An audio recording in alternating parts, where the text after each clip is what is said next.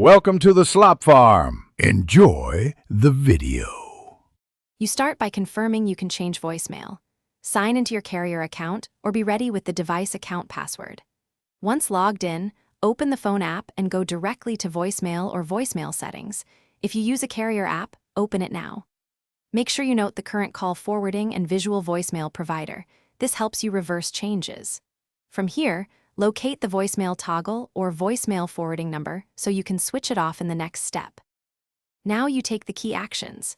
Disable the visual voicemail toggle in settings or the phone app and remove any call forwarding entries that route calls to the carrier voicemail number. If your phone uses a voicemail app, uninstall or disable it after turning voicemail off.